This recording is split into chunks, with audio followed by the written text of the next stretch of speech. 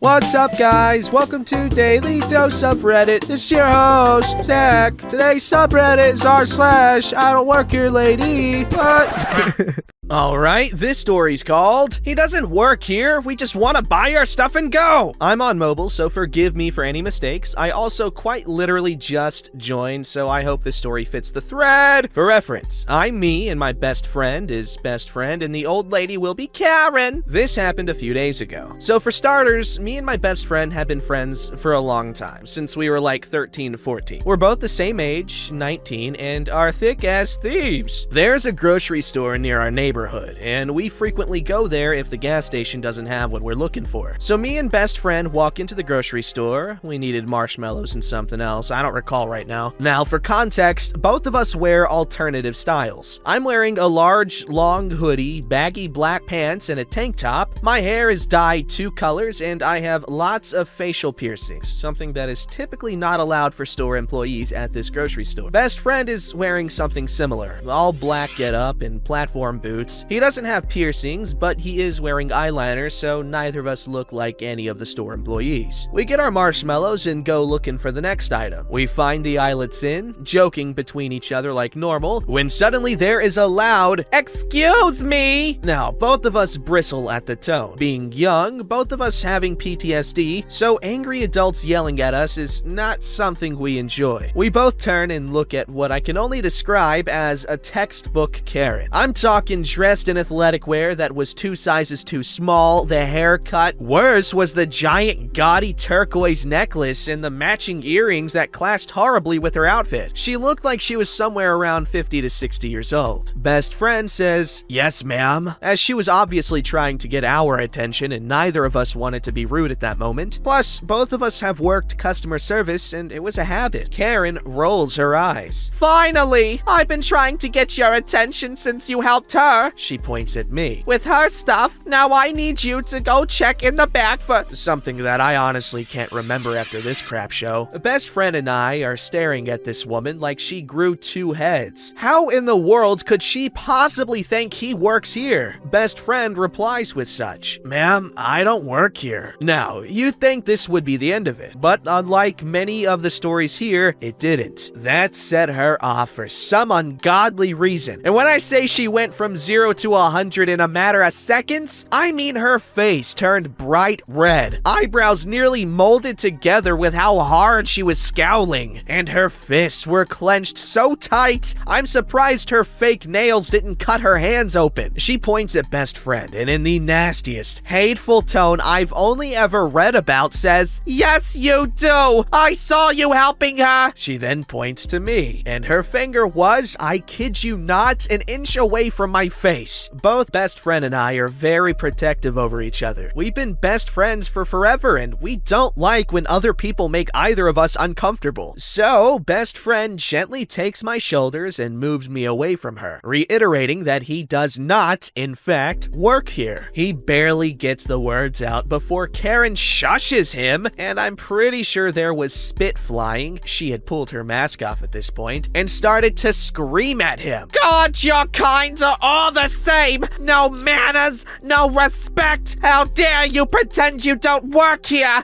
You obviously do!" Best friend and me both look down at what he's wearing. Mainly the 4 to 5 inch platform boots adorned with straps, buckles, and silver plating over the toe part. Then at her. "Well, what do you have to say for yourself?" She screamed like it was us who were in the wrong here. Not only were both of us upset at being yelled at for no reason, but we were particularly upset at referring to boyfriend as your kind. So we were dealing with not only a numbskull, but a racist as well. At this point, after staring at each other for around a minute, I find the courage to step forward and try to defuse the situation. "Ma'am, he really doesn't work here, and I'm trying really hard not to be angry right now. But you're being very rude, and I want you to leave us alone." Karen is having none of it. "Mind your business, and as for you, No! I want your manager now! She looked like one of those naked mole rats, except angrier. At this point, we've already grabbed what we needed, and seeing as how we have no obligation to stay any longer, and certainly don't want to keep dealing with this beaver sausage, that's my thing, we start walking off. We were quite literally astounded, trying to understand how she could have possibly thought best friend worked there. I mean, it was possible she'd seen us before in that store, and sometimes after getting off work, we would go pick up a few items, still wearing uniforms, so I can kinda see how she might assume that, but even so, that was highly unlikely. Anyway, I hoped that would be the end of it, but no dice. We hear her worn-out sneakers squeaking rapidly against the floor before she sinks her talons into best friend's jacket and uses what I have to assume was all of her strength to pull him backwards. Normally, in those boots, best friend might have fallen, but his guard was all the way up, having had to deal with much worse than this, and he was able to stick his foot out behind him and stop himself from falling. His boot, however, and mind you, his boots are made out of thick, heavy rubber that weighs a lot more than you think, landed on the front half of Karen's foot. Yikes. She lets out an ear-piercing yowl that reminded me of 100 burning mice. Reminded you? Where were you where there were 100 burning mice? What the heck? Best friend is now visibly angry, and so am I. He turns around with a very heavy glare while I immediately grab her wrists and yank them off of best friend. The moment I touch her, Karen throws herself to the ground and starts screaming like she's being stabbed with a butter knife. I'm sure somewhere during this commotion, an actual store employee heard all the screaming and yelling and the crashing of a whole Monster Energy can display Karen took with her to the ground, because one showed up around the corner and looked visibly dumbfounded. Both me and best friend are internally panicking because we both look like two kids who just pushed an old lady to the ground. I try to ask this employee for help, we'll name him Damn for expedience's sake, and I barely get a word in before Karen stands up, acting like she's mortally wounded. These two just assaulted me! She screamed in a very loud voice that made Dan cringe, along with me and best friend. I want him fired and both of them arrested! Call the police! I turned around to yell at Karen because at this point I was so angry at her, I wanted to put her into an armbar and break her elbow for putting her hands on best friend.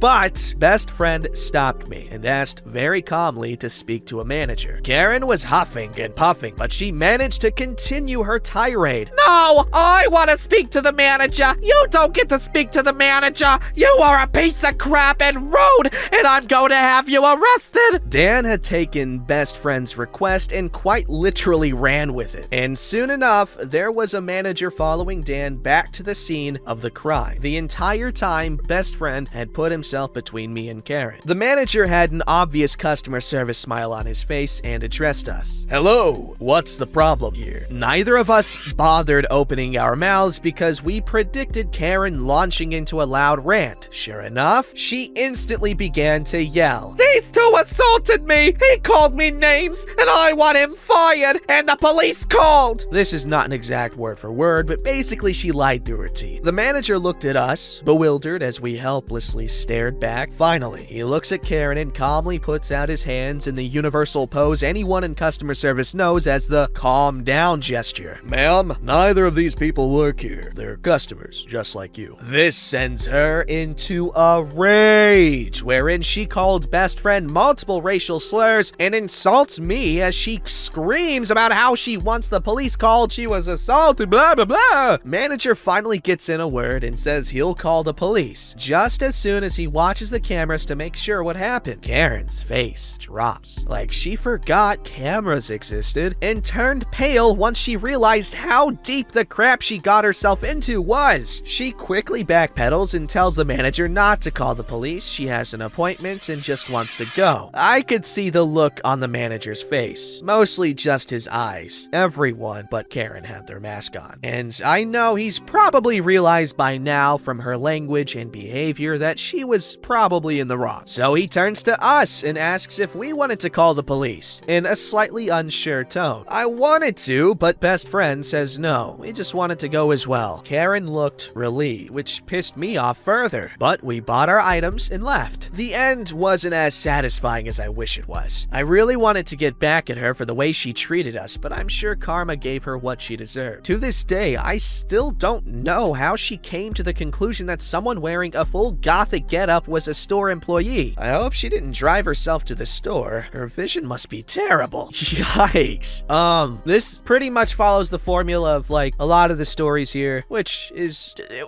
crazy. Like that this archetype is so prevalent. You know what I'm saying? Like how are so many people like that? How? Tell me, guys. Is something going on here? Alright, this story's called, I don't know what you want, but I still don't work here, lady. After work one evening, I went to a multinational retailer of personal care and skin products. Starts with an S and ends with Sephora. I got nothing. To pick up a few items I was running low on. For context, I, who was tired and over it to begin with, worked at the time in a medical facility in administration, so my default is usually all black professional attire with my hair and makeup done decently, so it wasn't uncommon to get mistaken for an employee, even with my work badge, complete with the facility logos, in full view clipped to my pants. Now, I don't know if this is every location, but every local multinational retailer of personal care and skin product store I've been to has their employees wearing either all black or a black and red dress shirt combination, so the times prior when I did get mistaken as an employee, I just politely let them know I didn't work there. The person apologizes and we get back to our shopping. Yo, OP, it's so cool that you're doing that whole multinational retailer of personal care and skin products store thing. I love it. Enter Karen. Karen appeared to be in her mid-50s, dressed head to toe in mismatched designer, as was the theme with every murder of Karens in this upscale area, face twisted into a frozen sneer as she approaches while I'm doing my shopping. Damn, OP's good. Excuse me? Instead of helping yourself, can you please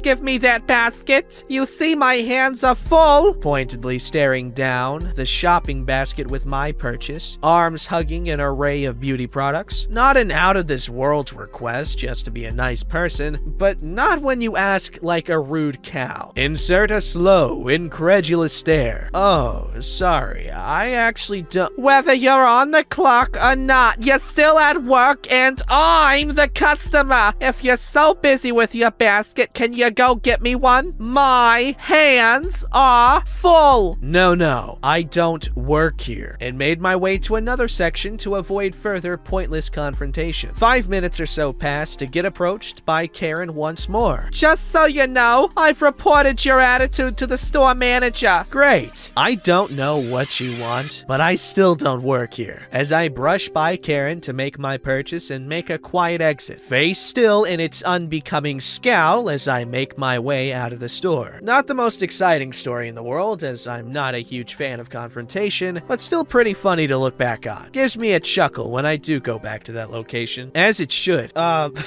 don't know, OP. The way OP was writing and the stuff she pointed out, I don't know. It's really cool. I don't know how to describe the feeling I'm having toward it, but it's a cool one. I don't know, I feel shy, but in a kind of good way.